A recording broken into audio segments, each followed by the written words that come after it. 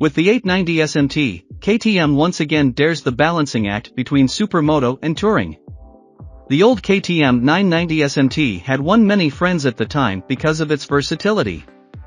Will the new SMT be able to do it again? Volker and Dietmar have moved the new touring supermoto bike on country roads in a species-appropriate way. The new KMT 890 SMT is derived from the KTM 890 Adventure. You can see that in it, it's more of an adventure bike than a hard-hitting supermoto. Nevertheless, it is immediately recognizable as an independent bike from a purely visual point of view. This is mainly due to the front, 17-inch front wheel, raised mudguard and 180mm travel result in the generally high-heeled design of a supermoto. Unfortunately, KTM only offers the SMT 890 in one color. Why? The machine costs €14,449. The seat test also shows the descent from the 890 Adventure immediately. You sit super comfortable and upright with a pinch of front wheel orientation. However, supermoto fans will classify this as not active enough, you just don't sit far enough on the front wheel for that. Travel people like us, on the other hand, are happy about so much space, and especially, the passenger can't complain either. There are even reasonable grab handles as standard, and a comfortable bench seat. So nothing stands in the way of the long journey with the SMT, especially since there are of course also suitcases and other travel accessories in KTM's range of accessories. The seat height of the machine is 860mm. That sounds quite high, but it doesn't feel like it due to the narrow seat. Even with 1.8 em you can easily get your feet on the floor, although of course this depends more on the length of the leg or the length of the crotch. The weight of only 206 kilograms is also very moderate, so the machine can also be maneuvered well. Amazing, the permissible total weight is 450 kilograms. That's a hell of a lot, some fat travel enduro can't keep up. Interestingly, KTM itself probably didn't know exactly where to put the 890 SMT. Is it a supermoto or a travel enduro? Neither, if KTM has its way. Without further ado, they have sorted this machine under Sportstarer on the website. Finally, a second model in this category next to the 1290 Super Duke GT. By the way, it was initially listed as a crossover in our database, which is somehow true. You can tell, this motorcycle is not so easy to classify. When it comes to technology, the SMT is also clearly related to the ADV. It also has the excellent 5-inch TFT color display, which is one of the best on the market in terms of sharpness, luminosity, and readability. In the settings, a lot of work is done with pictograms, which significantly increases comprehensibility. The standard equipment is not bad. There are 3 driving modes, 6-fold IMU with lean angle sensors, 9-fold traction control, ABS that can be switched off including supermoto mode, ABS only off at the rear, mobile phone connectivity and, of course, full LED including turn signals and daytime running lights.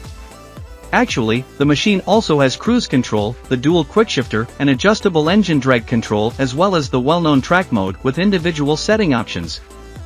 Unfortunately, these 4 features are only unlocked for the first 1,500 kilometers in the so-called demo mode. If you want to continue using it afterwards, you will be asked to pay. What we think of this, we describe below. As always, a sentence about the sound before departure.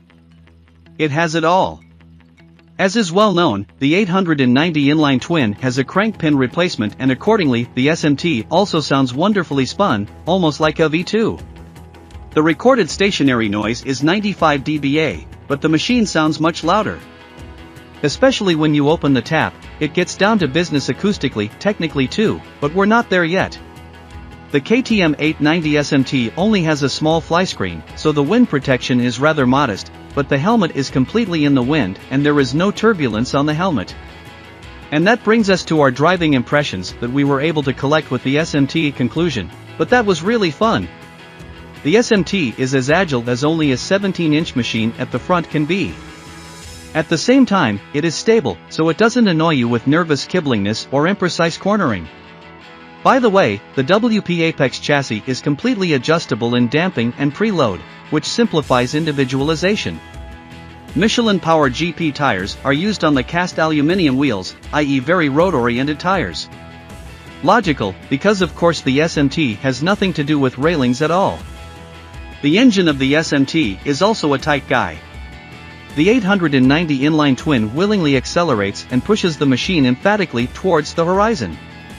At the bottom is a little unwilling, so you should avoid speeds below 3000 RPM, which you do all by yourself anyway.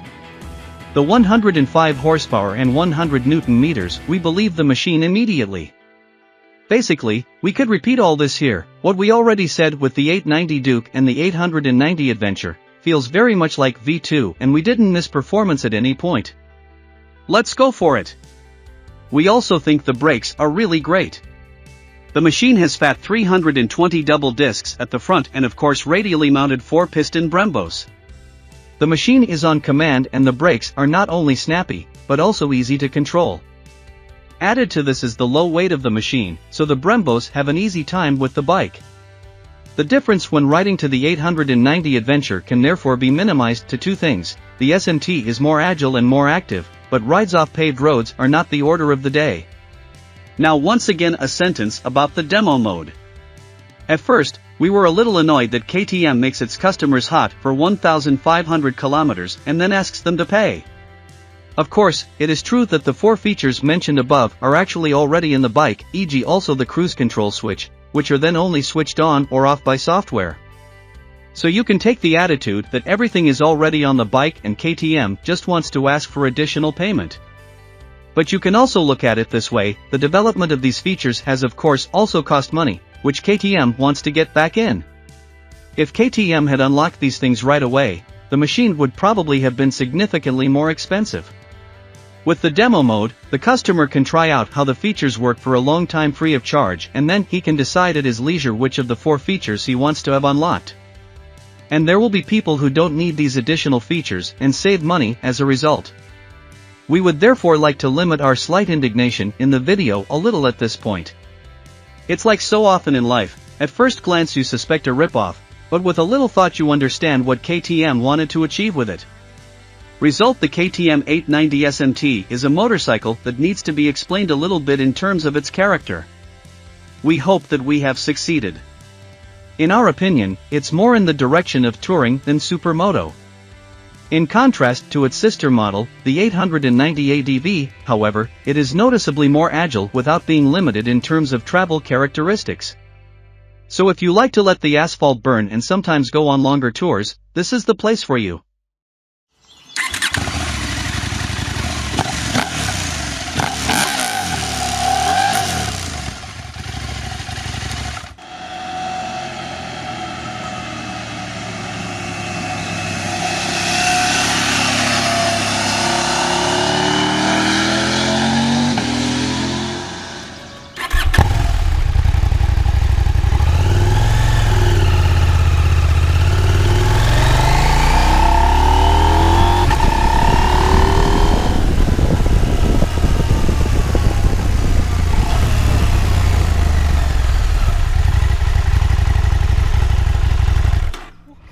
Drei, 2, 1, 0.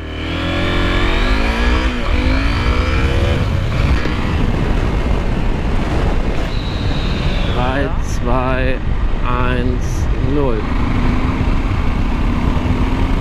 Jo, das ging relativ schnell, finde ich.